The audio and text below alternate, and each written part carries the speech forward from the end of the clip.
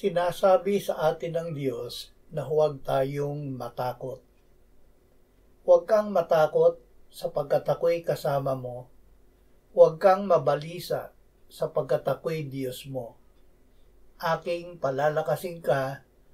Oo, ikaw ay aking tutulungan. Oo, ikaw ay aking aalalayan ng kanang kamay ng aking katuwiran. Sinabi niya kay Josue, hindi ba't inutusan kita? Ikaw ay magpakalakas at magpakatapang na mabuti. Huwag kang matakot ni manlupaypay, sapagkat ang Panginoon mong Diyos ay kasama mo saan ka man pumaroon. Nagpatotoo si David, hinanap ko ang Panginoon at ako'y kanyang sinagot, at iniligtas niya ako sa lahat ng aking mga takot. Malalabanan natin ang takot dahil ang ibinigay ng Diyos sa atin ay hindi espiritu ng kaduwagan, kundi espiritu ng kapangyarihan, ng pag-ibig at matinong pag-iisip. Sinabi ni Apostol Pablo, ipinangangaral namin si Kristo, ang kapangyarihan ng Diyos at ang karunungan ng Diyos.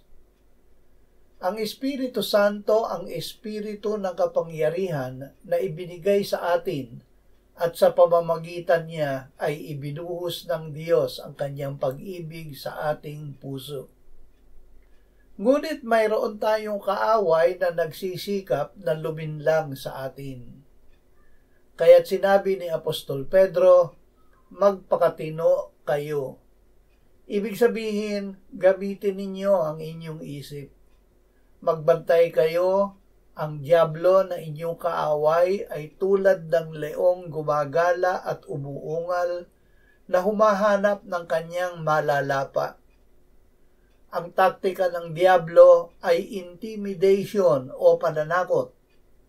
Tatakutin niya tayo na tayo ay hindi pa pinatatawad ng Diyos. Sisikapin niyang agawin ang isipan natin palayo sa Panginoong Hesus. Ngunit sinasabi ng salita ng Diyos, ang sino mang nagpapahayag na si Jesus ay anak ng Diyos, ang Diyos ay nananahan sa kanya at siya'y sa Diyos.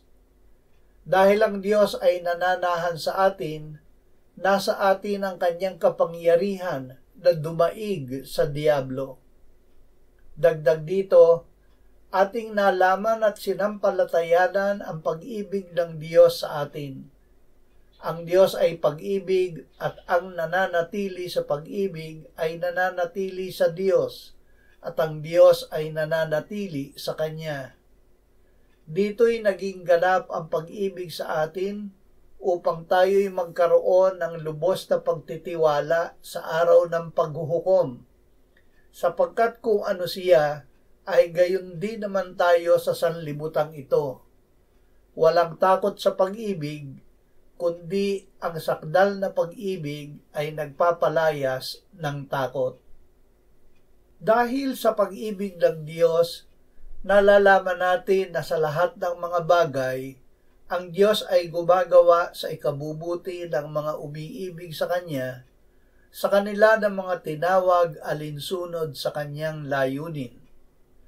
Ang mga nakilala niya ng una pa ay itinalaga niya na maging katulad sa larawan ng Kanyang anak upang siya ang maging panganay sa maraming magkakapatid.